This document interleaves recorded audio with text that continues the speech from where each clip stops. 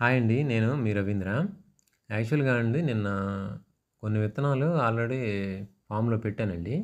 వర్షం పడతా ఉంది మాకు 4, 5 రోజుల నుంచి. ఈ మా నల్ల నేలల్లో అండి వర్షం పడేటప్పుడు ఏ పని చేయాలన్నా గానీ చాలా ఇబ్బందిగా ఉంటుంది. అందుకని చెప్పి మిగిలిన విత్తనాలండి ట్రేల్లో పెట్టి ట్రేల్లో జర్మినేట్ అయిన తర్వాత ఫామ్‌లో ఎక్కడ అవసరమైతే అక్కడ పెట్టేసుకుందాం అని చెప్పేసి తీసుకొచ్చానండి. ముందు కొంచెం కోకోపీటు, మట్టి కలిసింది. దానికి కొంచెం వర్మీ కంపోస్ట్ కలిపండి ట్రేని సగానికి ఫిల్ చేసి అందులో విత్తనాలు పెట్టేస్తున్నాను.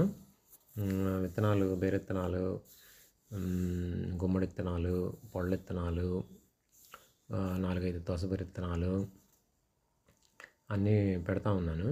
ఇలా పెట్టడం వల్ల అండి మనకు ఇంకొకటి జర్మినేషన్ 100% వస్తుంది. మనం వాటరింగ్ కానీ కొంచెం మొక్కల క్వాలిటీ కూడా బాగుంటాయి.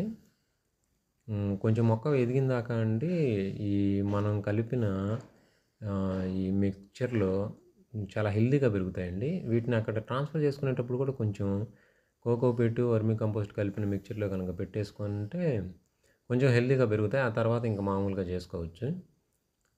మీరు కూడా ట్రై చేయండి. ఇలా టైం సేవ్ అవుతుందండి ముందు. ఈ వర్షాలు అయిపోయిన దాకా వేస్ట్ అవ్వకుండా, టైం వేస్ట్ అవ్వకుండా కొంచెం టైం సేవ్ అవుతా ఉంటది.